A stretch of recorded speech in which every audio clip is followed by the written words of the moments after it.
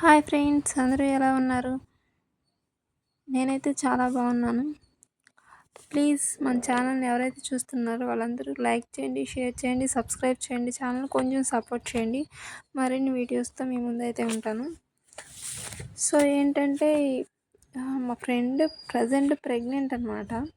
So తనకి చాలా doubts వస్తున్నాయి. తన ఫస్ట్ ప్రెగ్నెన్సీ కదా, చాలా డౌట్స్ వస్తున్నాయి. నాకు ఫస్ట్ ప్రెగ్నెన్సీ అప్పుడు చాలా డౌట్స్ అయితే వచ్చేవి.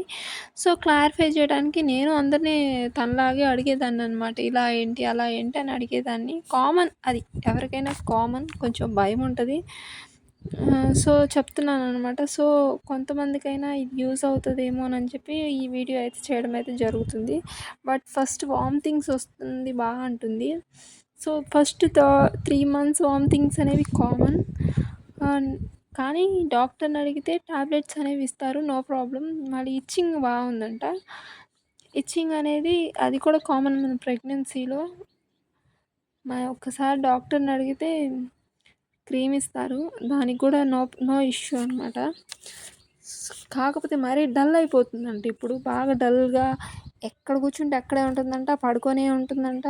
సో అట్లా ఉండొద్దని చెప్పాను. కొంచెం యాక్టివ్గా ఉండు, వాక్ చేస్తూ ఉండు, టైంకి తింటా ఉండు, ఫుడ్ తీసుకో అని చెప్తున్నాను. తను ఏంటంటే అసలు చిన్న చిన్న పనులు కూడా చేయట్లేదంట. అంటే అమ్మ వాళ్ళ ఇంటికి వెళ్ళిపోయింది థర్డ్ మంత్ వచ్చేసరికి అమ్మ వాళ్ళ ఇంటికి వెళ్ళిపోతే ఏమవుతుంది? అమ్మ వాళ్ళు ఎలాగో మనం పని చేయనీయరు. సో ఇంకా పని చేసే ఛాన్స్ లేదు. సో కొంచెం యాక్టివ్గా ఉండమని చెప్పాను. అసలు నా సెక్షన్ వచ్చేసరికి అసలు ఎమర్జెన్సీగా జరిగిపోయిందనమాట.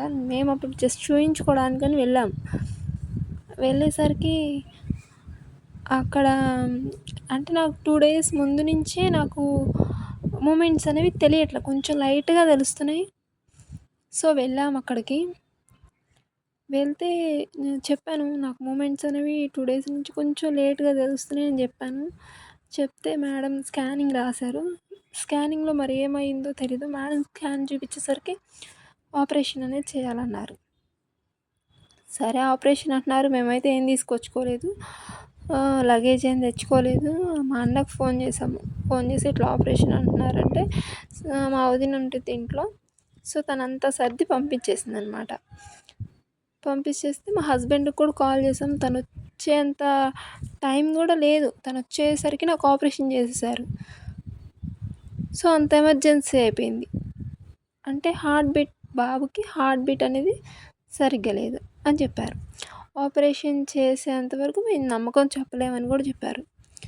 సో మాకేం అర్థం కావట్లేదు. జస్ట్ మేము చూయించుకోవడానికి వచ్చాము, వీళ్ళేమో ఇన్ని చెప్తున్నారేంటి అని కొంచెం భయపడ్డాము.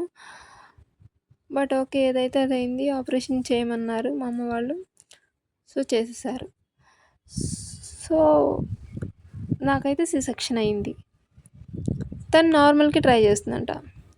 సో నార్మల్కి ట్రై చేసేటప్పుడు కొంచెం చిన్న చిన్న వర్క్స్ చేస్తూ ఉండమని చెప్పాను, సజెస్ట్ చేశాను.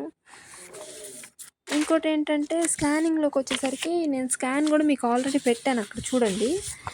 ఇక్కడ ప్లాజెంటా అనేది యాంటీరియర్ ఉంది అంటేనేమో అమ్మాయి అంటున్నారంట, పోస్టీరియర్ ఉంటేనేమో అబ్బాయి అంటున్నారంట. బట్ అవన్నీ అబద్ధం, నమ్మొద్దు. యాంటీరియర్ అంటే అమ్మాయి, పోస్టీరియర్ అంటే అబ్బాయి అనేది అదంతా అబద్ధం. మళ్ళీ హార్ట్ బీట్ వచ్చేసరికి 140 కంటే ఎక్కువ ఉంటేనేమో అబ్బాయి, తక్కువ ఉంటేనేమో అమ్మాయి అంటున్నారంట. అది కూడా అబద్ధం. అసలు మన స్కానింగ్ ద్వారా మనం అసలు ఏం ఐడెంటిఫై చేయలేము. మనం చూసుకోవాల్సింది ఏంటంటే ఫీటల్ మూమెంట్స్ అనేవి మంచిగా ఉన్నాయా లేవా అంతవరకు చూసుకోవాలి. అంతకుమించి మనం స్కానింగ్లో చూడడానికైతే ఏమి ఉండదు. Thank you.